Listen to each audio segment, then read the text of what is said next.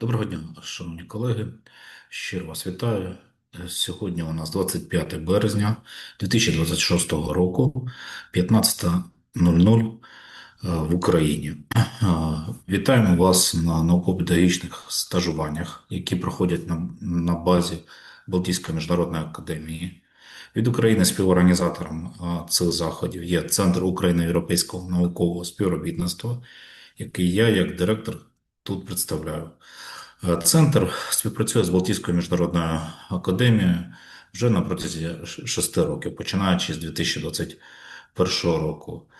Співпраця різноманітна, це організація подібних стажувань, видання колективних монографій, проведення цікавих конференцій в Латвійській Республіці, а також як структурний підрозділ видавничої групи видавництва Балтія Паблішинг є видавцем журналу Балтійської міжнародної академії.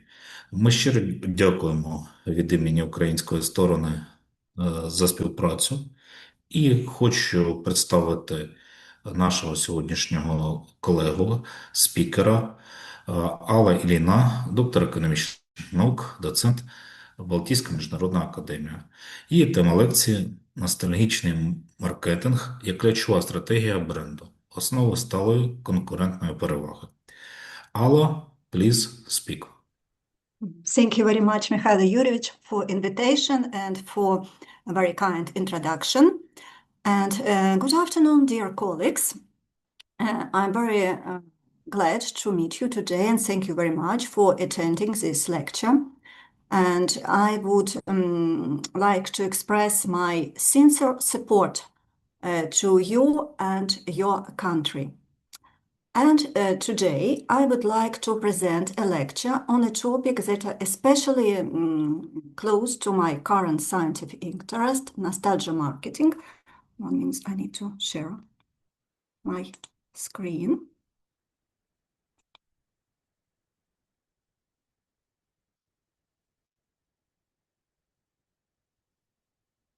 Sorry, I can't share. Maybe because I'm not organizer. Okay.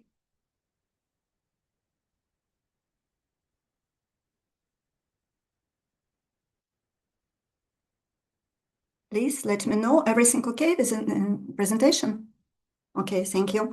So at first glance, nostalgia may seem like a soft, emotional concept, something connected to our memories, sentiment, or even retro aesthetics.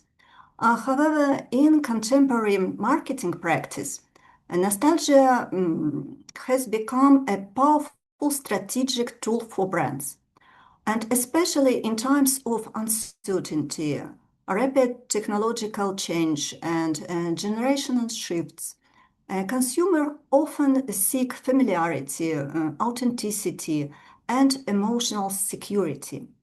And brands that know how to use nostalgia strategically can turn it from the short-term campaign into a real long-term strategies. And so in today's lecture, we will explore how this works in practice. And let me briefly explore what we will study today. And we will start with a short conceptual introduction, and then we will move to some theoretical foundation. We will examine why nostalgia is pervasive today and how its impact differs from across audiences. And next, we will discuss some practical aspects of nostalgia marketing strategy along with its potential limitation. And after that, I will offer you one specific case. It will be a Latvian example, Laima, chocolate brand, very popular in Latvia, how this brand use nostalgia marketing. And after that, if you will have some questions, I will be happy to answer them. So, and So I hope everyone knows what nostalgia means. Yes, we know this feeling, maybe somebody express it at some point. But let me briefly explain how it is understood from a scientific perspective and how it is used in marketing. So the word nostalgia actually comes from Greek nostos, meaning return home, and algos, meaning pain. And at first it described homesickness, a painful longing for home. But over time, the meaning changed, and today nostalgia usually means as a warm, emotional longing for the past. And as a concept, nostalgia has been studied in many fields: psychology, social study, cultural studies, psychology. And while interpretations differ, most scholars agree that nostalgia is a complex emotional state connected to memory, identity, and personal or collective experience. And the link between nostalgia and consumption began to be explored in 1979, and in his book, Yearning for Yesterday, sociologist Fred Davis showed that nostalgia can influence the kind of products people choose to buy. So this was an important shift. So nostalgia was no longer seen only a cultural feeling, but as something that affects consumers' behavior. And later, marketing researchers Maurice Holbrook and Robert Schindler gave a more consumer-focused definition. So they described nostalgia as a preference for objects that were more common when a person was younger. And here we see a clear progression. So nostalgia starts with emotions, then it shapes consumer preferences and eventually influences consumption. So the next step is managerial. So if consumers respond positively to nostalgic use, so companies can intentionally use them in branding and communication. And this is where we arrive to nostalgia marketing. And according to Pascal, Sprott, and Mueling, nostalgia marketing is using nostalgic associations to create positive emotions and strengthen consumer brand relationships. So we can see a very logical development. So nostalgia as an emotion, and nostalgia preferences shaping consumption, and finally, nostalgia as a deliberate marketing strategy.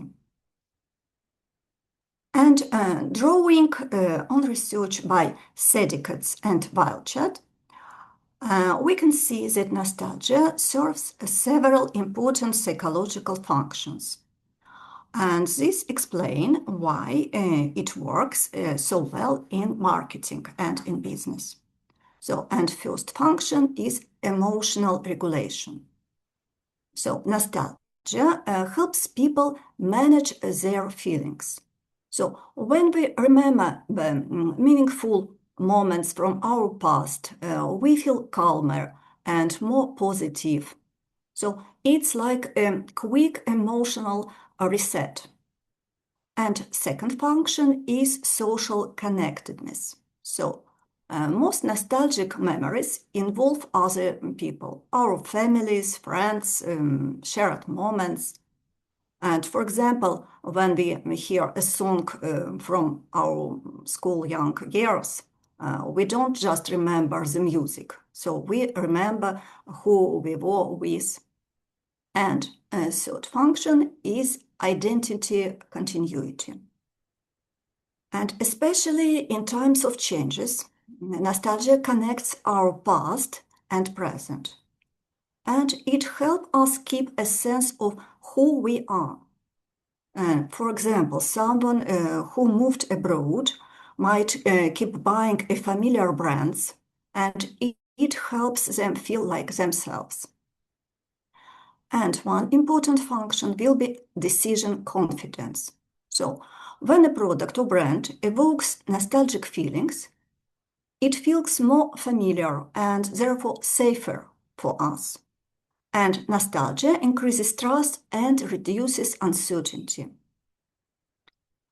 And nostalgia is a complex phenomenon. And to understand how it works in marketing, we need to remember that nostalgia is not just one feeling. It comes from a different way. And we can find a lot of different classification. For example, Barbara Stern divided nostalgia into personal and historical. But for our marketing aims, it will be useful to use classification given by Susan Hollock and William Havlina. And they identified 4 main types of nostalgia based on 2 dimensions: individual versus collective experience and direct versus indirect experience. And so first type will be personal nostalgia. It is direct individual experience. And this type of nostalgia comes from our own memories. So things we personally experience in our childhood, adolescence, early adulthood. And it's the feeling we get when something reminds us of the special moments in our life. For example, someone may feel nostalgia when they see the first model of their car or a toy they used in play in childhood. And brands use personal nostalgia in many ways. For example, McDonald's sometimes bring back menu items people remember from early years. Or social media platforms today show us photo memories from our past. And another type is a cultural nostalgia. It is direct, collective experience. And these are memories shared by a generation or society. For example, many middle-aged people may feel nostalgia about 1990. Maybe you remember these cartoons from this time, like The Lion King or iconic film Titanic. So brands use this kind of nostalgia in retro product launches or different vintage collections.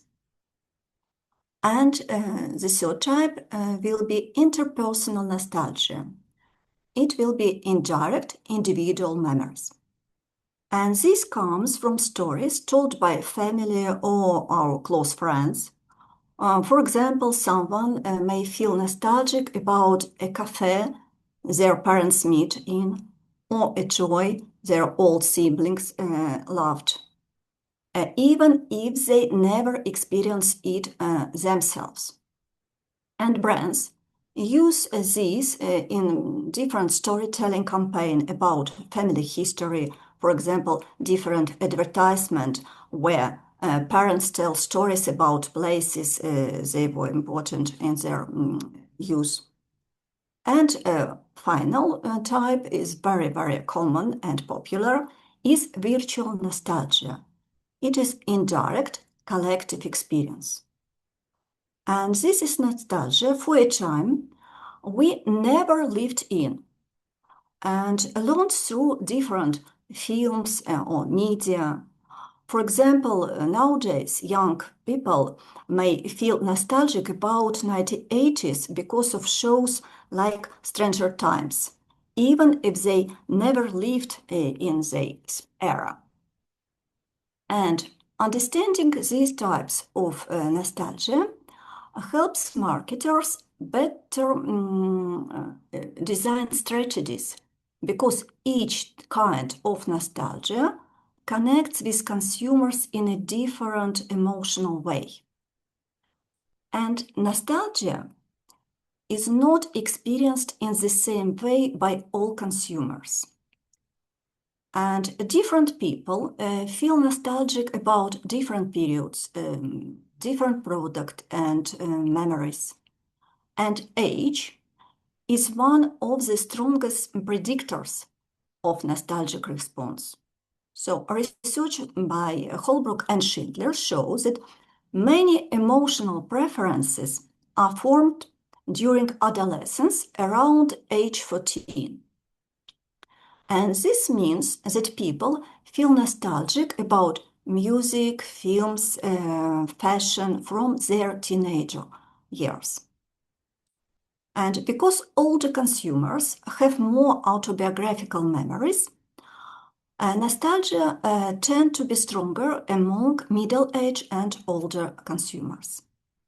But younger consumers also respond to nostalgia, but often through retro-aesthetic or virtual nostalgia.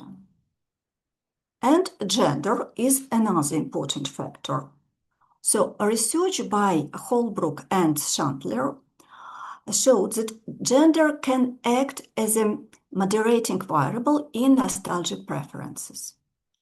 And in their studies of aesthetic tests for films and automobile design from different decades, men and women felt nostalgia equally strongly, but for different styles and product categories. And a 2024 study by Chu and his colleagues in sport product marketing showed that nostalgia advertising had stronger effect on impulse buying among male consumers. And this suggests that nostalgic appeals can work differently depending on gender and product context. And at the same time, psychological research by Christian Bachum showed that men and women don't differ in overall nostalgia intensity. So both gender feel nostalgia equally strongly, but about different products and meanings. So gender differences in nostalgia marketing are not about who is more nostalgic, men or women, but about which nostalgic stories, images, and product categories resonate with different audiences. And geography and cultural background also play an important role here. So people in different countries grow up with different historical events, media, brands, and social experiences. And because of that, they feel nostalgic about different things and sometimes with different intensity. And studies show that nostalgia can be especially stronger in societies experiencing a rapid social or economic change.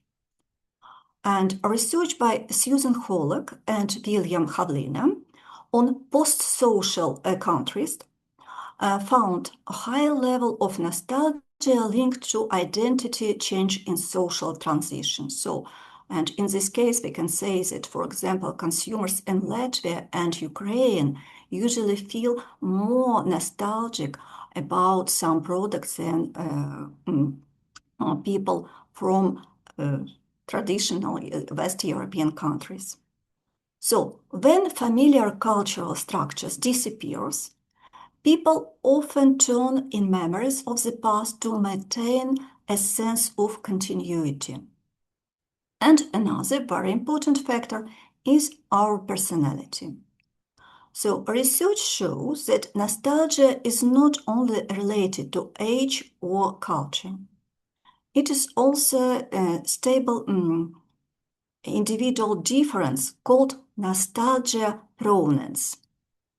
And this idea comes from the work of Christian Bachum, who developed the nostalgia inventory or nostalgia scale. And using samples of hundreds of participants aged from childhood to old age, she showed that some individuals consistently report stronger nostalgic feelings than others, regardless of gender or demographic characteristics. And these individuals often show higher empathy, stronger need for belonging, and stronger identification with the group. And because of that, they respond particularly strongly to nostalgic storytelling and heritage branding.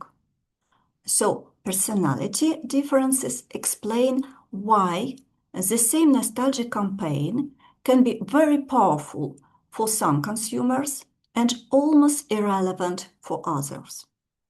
So, for marketers, this means nostalgia strategies work especially when they targeted at consumers who value memories, identity, community, and emotional storytelling. For example, different fan communities, hobby groups, heritage brand customers, or collectors. So, nostalgia marketing works when it is segmented. And many brands use past elements like old logo or anniversary campaigns, but that is not the same as making nostalgia as a strategy. So as a tactic, it appears only occasionally and doesn't shape long-term brand relationships. And research identifies 4 key dimensions of nostalgia as a central cue strategy. And first is nostalgia becomes strategic when it shapes emotional positioning. And research by Sedekes and Wildchat shows that nostalgia strengthens positive affect, identity continuity, and emotional meaning. So, brands that build their promise around feelings of familiarity and shared memories create deeper emotional connection with their consumers. For example, Coca-Cola repeatedly connect its brands to memory of family, gathering, and shared celebrations.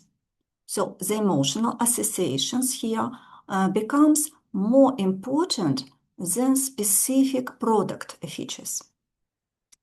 And the second dimension is consistency. So nostalgia is stronger when brands repeat the same familiar cues over many years. So when consumers see the same music, colors, characters, or slogans again and again, so the brand linked to a stable emotional atmosphere. And third, nostalgia becomes strategic through narrative reinterpretation. So Brown, Kazinets, and Sherry demonstrated that brands can use the past as a cultural resource that reinterpreted over time. So the same story can be retold in new ways. For example, Disney turns their classic cartoons into live-action films today, connecting parents who remember the originals with children discovering them today. And fourth, nostalgia becomes strategic when it shapes the whole brand ecosystem. So when nostalgia appears across multiple product lines and communication channels, it becomes a part of how consumers understand the entire brand. And Disney, again, here a strong example. So the same stories appears in films, in theme parks, merchandise, and streaming platforms, creating one consistent brand world. So nostalgia becomes a core strategy when a brand consistently activates consumers' memories, shapes emotional positioning, and influences how people see brand over time. But it's important to note that this is not the same as simply relying on a brand heritage. A nostalgic strategy is built around consumers' memories and emotions, while heritage branding is built around the company's own past. So heritage emphasizes longevity, authenticity, traditions, whereas nostalgia focuses on the feeling and memories consumer associated with the brand. And in addition to heritage branding, companies often use retro marketing. And it's important to not to confuse it with nostalgic marketing too. So retro marketing means using only styles and design elements from the past. So retro is mainly about visual style. How something looks. For example, 1950s style refrigerators, or pocket watch inspired design. And people choose them because they like style, aesthetic, not because of the memories. And nostalgic marketing is different. So here, the past matters through personal experience or shared cultural memories. And because nostalgia depends on what consumers remember, brands can't fully control it. They can only suggest references. And retro, on the other hand, is fully controlled by the brand. So designers choose colors, typography, packaging, and product form. And targeting in nostalgia marketing and retro marketing is different too. So nostalgia speaks to generation or groups with shared experiences, while retro appeals to anyone who likes a certain style. And the scope will be different too. So nostalgia often shapes the whole brand and its long-term story, while retro is usually used only on the product level.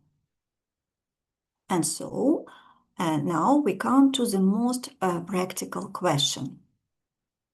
How nostalgia marketing actually work inside a brand? So not at the level of ideas, but at the level of implementation. And nostalgia work best when it appears in real brand touch points, where people actually interact with the brand. And it is usually work across 4 connected elements: the product itself, the way brands communicate, the experience they create, and brand continuity. And just like in any marketing strategy, everything starts with the product. And when nostalgia becomes part of product strategy, brands sell not just an item, but an experience, linked to our memories. So different sensor cues like taste, sounds, image, smell, texture trigger our autobiographical memories very strongly. And the second element is communication. So how brands talk us about nostalgia. And this is a most common form because it is flexible and relatively easily to implement for companies. So brands use familiar songs, images, characters, or cultural references that already exist in consumers' memories. For example, food brands often build advertisement around memories of family meals or childhood kitchen. And on social media, many brands post archive photo or ask followers to share their memories. And the third element is experience, where nostalgia becomes something we actually live through. For example, it can be retro cinema nights or store designs. So, theme parks recreate historical sites. So people can relive memories together and then strengthen emotional attachment. And the fourth element is brand continuity. When nostalgia becomes part of brand continuity, the brand connects emotional memories with its real long-term story. And it shows that the past people remember is not invented. It is the part of a real brand story. And once we understand where nostalgia works better, the next question is when does how it will work. So nostalgia is powerful, but it doesn't work by itself. So studies show that it is the most important and effective under 4 conditions: the right timing, the right industries, right execution, and right social context. So these factors explain why some nostalgic campaigns are so effective and maybe iconic, while others fail or feel artificial. And so the first or maybe key condition will be right timing. So nostalgia works when memories are emotionally distant enough to be idealized, but still vivid. And for many consumer products, this often follows generation cycles of approximately 20-30 years. For example, since 2010s, we have seen a strong return of vinyl records. They were not popular so in 2000s. And second, right industries. So nostalgia works best in categories connected with identity and emotional memory. And research by Merchant, Ford, and Rose shows that personal nostalgia strongly influences responses to advertising in areas like music, food, fashion, entertainment, tourism. And in contrast, nostalgia is less effective in industries where consumers expect innovation and modern technology, such as fintech, healthcare, security system. And third condition will be right execution. So successful nostalgic strategies combine the feeling of the past with the function of the present.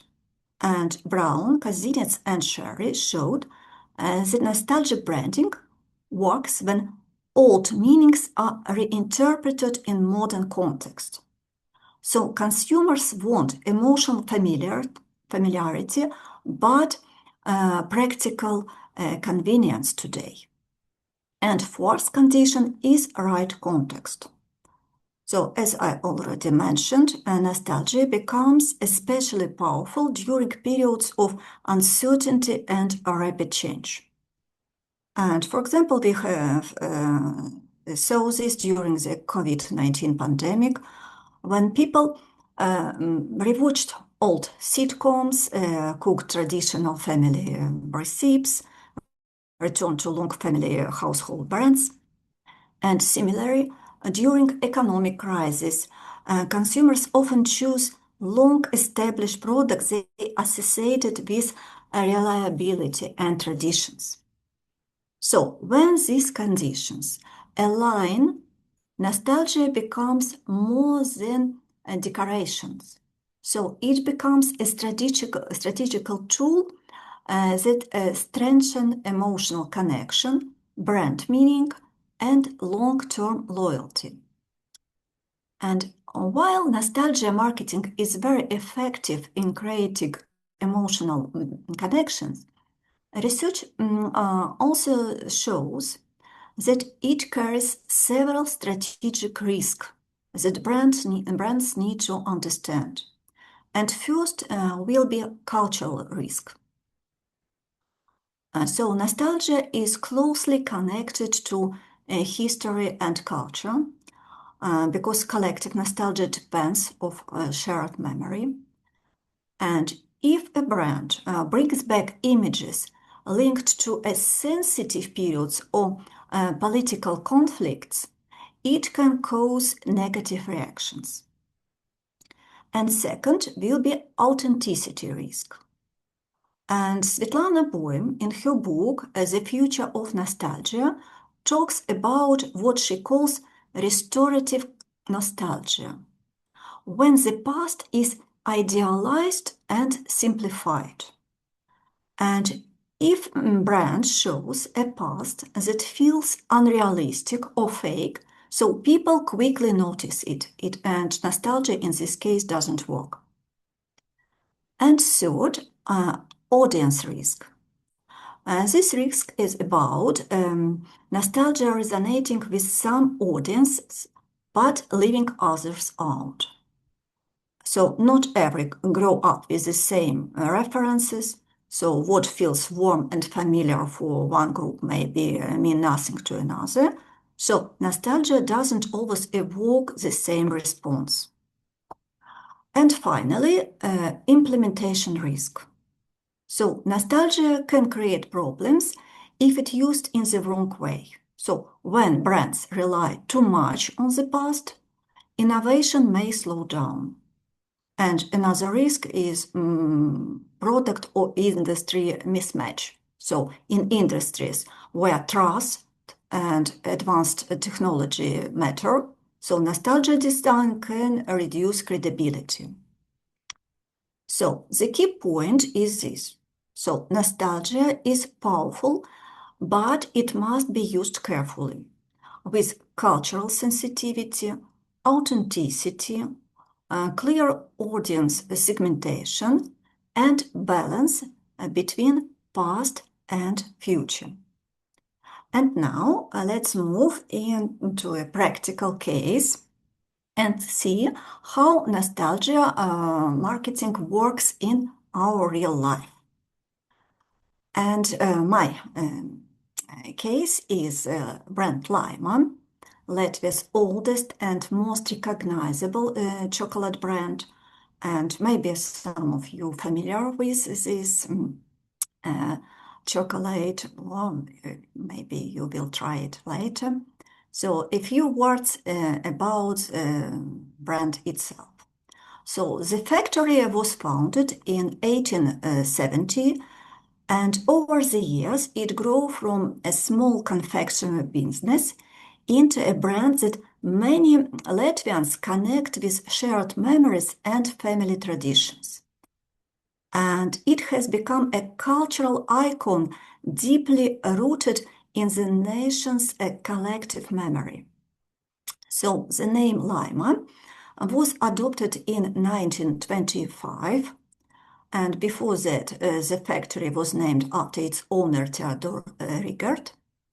And the word Laima comes from the Latvian word for happiness, and it is also the name of ancient Latvian goddess of fate, and it is a very popular name for Latvian girls and women, and maybe I think you're familiar with our very popular Latvian singer Laima Vaikule. So, and since 2014, Laima has been part of Norwegian Orkla Group, which owns several confectionery brands in the Baltics. But even with foreign ownership today, Latvia still highlights its Latvian roots, traditional design, and local identity.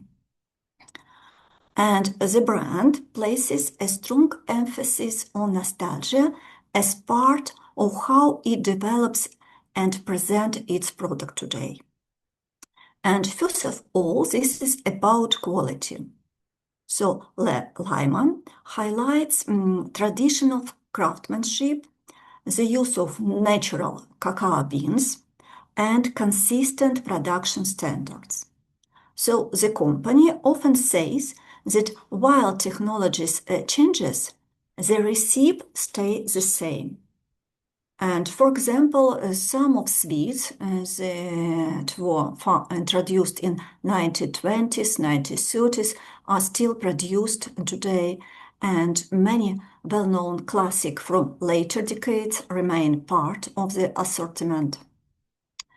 And at the same time, some consumers today say that sweets don't taste exactly as they remember from childhood, and that the chocolate quality has declined. And this is actually a common phenomenon in nostalgia marketing. So people tend to idealize the past. So today's product often seem worse by comparison. And packaging is another central element of Lima's nostalgia product strategy. Across different periods, its design reflected broader social changes. And on this slide, in the top row, you can see examples of Lima packaging from the 1920s and 1930s. And this composition reflects global visual trends of that time, including fascination with exotic imagery and the growing influence of Art Deco. It was very popular style in Latvia. And later, during the Soviet period, Lima adapted its packaging to all Union's visual traditions. And a good example is well-known Lacitis Kepainitis. It is Latvian version of a clumsy bear, or vedmedi klišanogi in Ukrainian. Sorry for my pronunciation. And this design was based on a famous confectionery wrapper inspired by the painting Morning in Pine Forest. And Lima keep the bear cubs image for decades, linking tradition with modern national identity. And here we can see a modern package of this confection. And today's Lima continues to use retro-inspired designs that combine tradition with modern ideas. And one of the most striking examples of nostalgia memory in Lima's packaging is the famous Serenade candy. And these legendary Latvian sweets have been produced since 1937 and still made today according to their original recipe, which the company say has never been disclosed.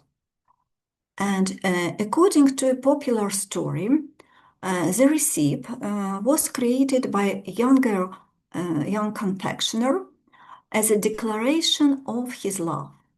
And this very romantic legend became part of the product identity.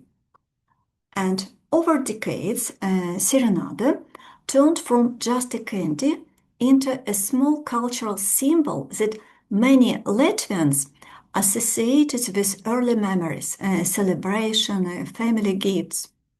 And the packaging clearly shows this continuity. So the original 1937 Serenade wrapper featured a musician on a crescent moon with stars.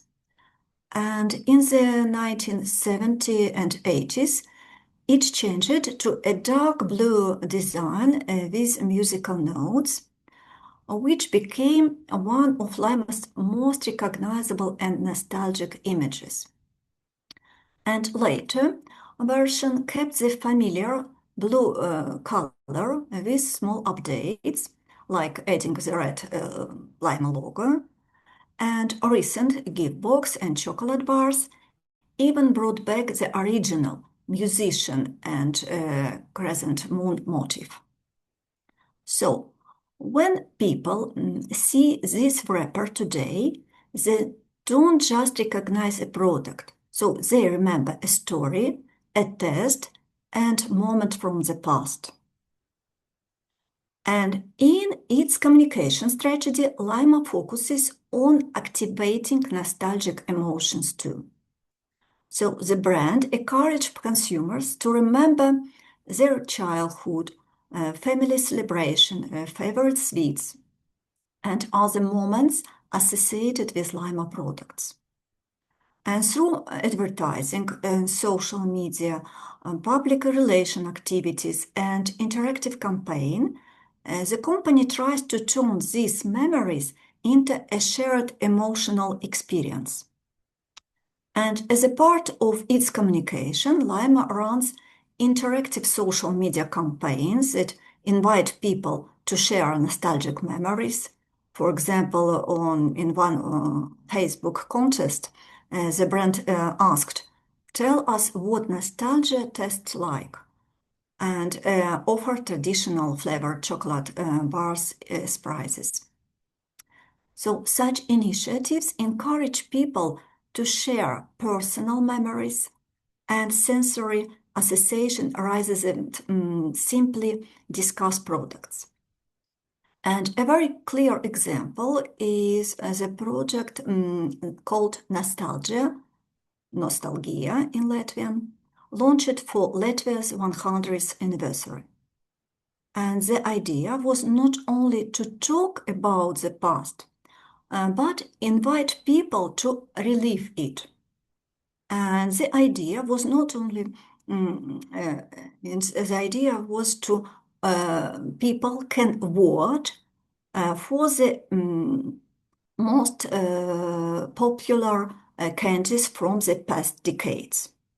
And on this slide, you can see pictures of candies for each decade shared on Lima's website and in many media. And as a result, a total of almost 5,000 votes were received during this campaign.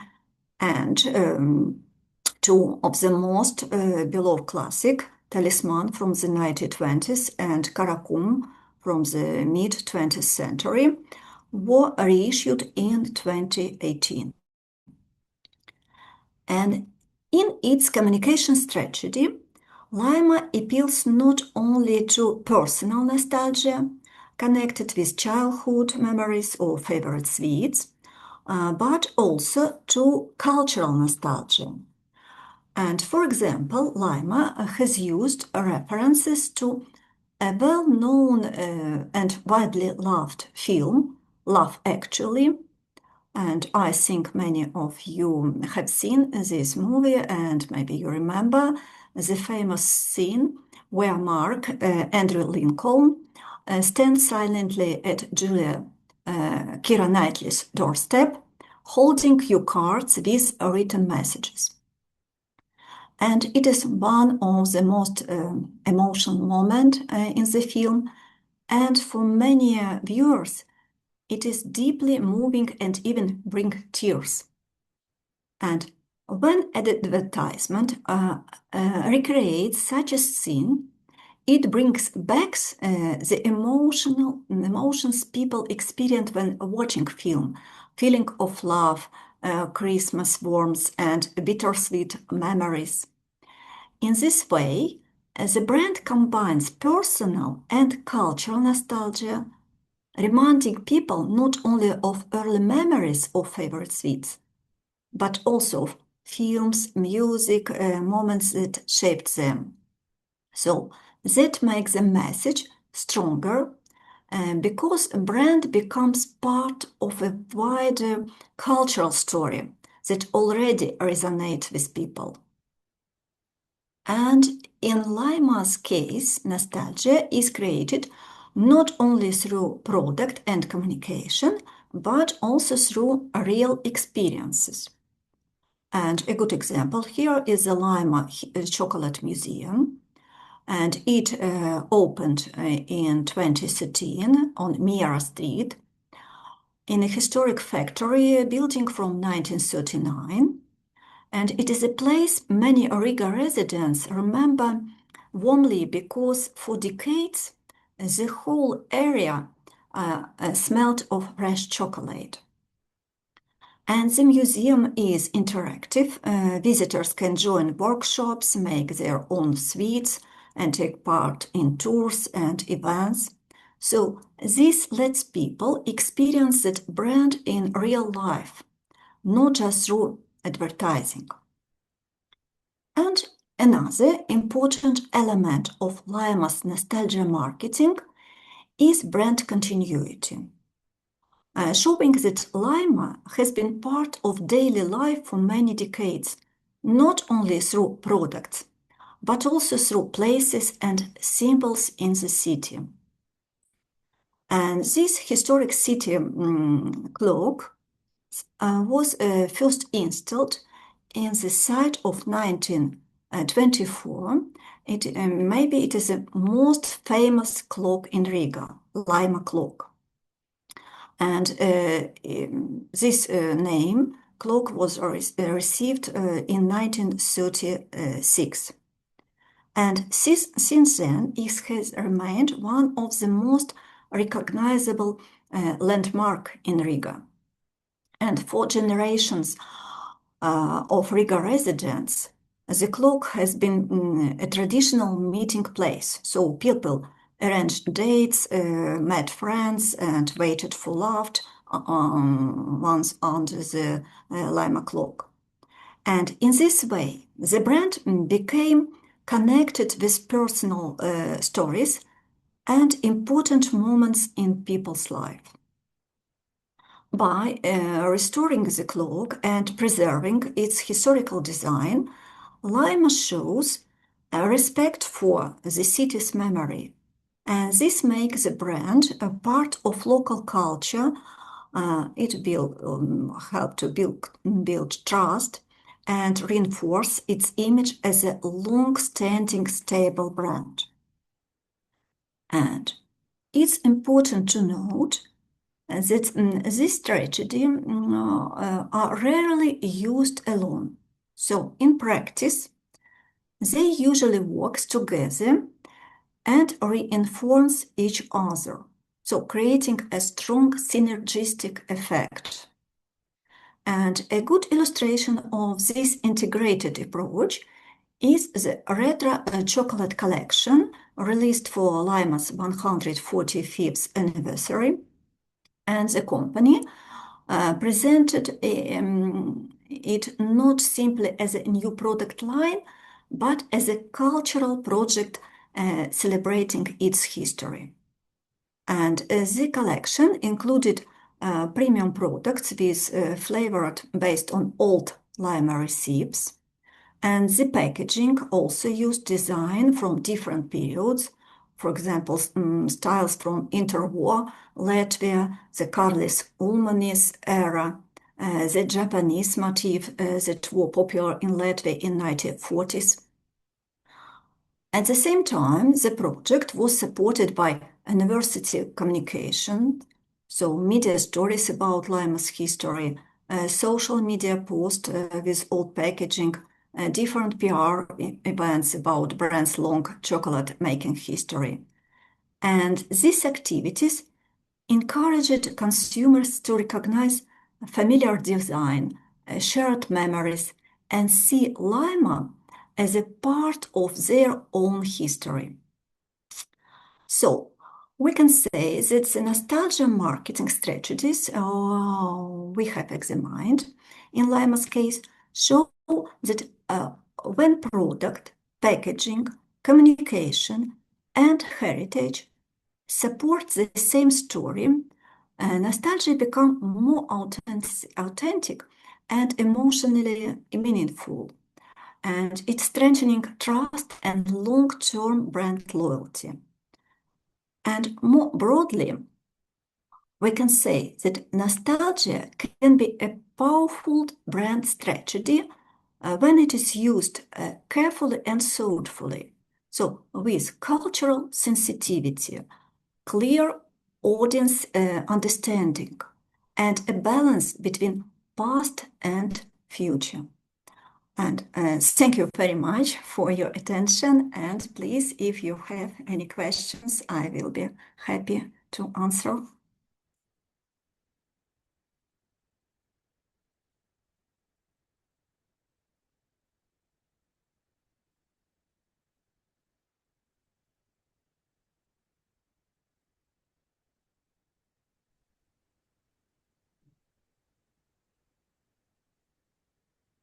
Алла, thank you very much for your lecture. Шановні учасники, щиро вам дякуємо за участь. Бачимо, що лише в чаті є слова подяки. Нам надзвичайно приємно їх читати. І хочемо вас запевнювати, що всі необхідні матеріали, збірники підвищення кваліфікацій за результатами написання ваших тест-доповідей та сертифікати про підвищення кваліфікацій вчасно будуть вам надіслані новою поштою. Щиро дякуємо, Алла, за вашу лекцію, за співпрацю і всім бажаємо гарного та спокійного дня. Всім до побачення. Thank you very much. Thank you. Have a nice day. Thank you. Thank you.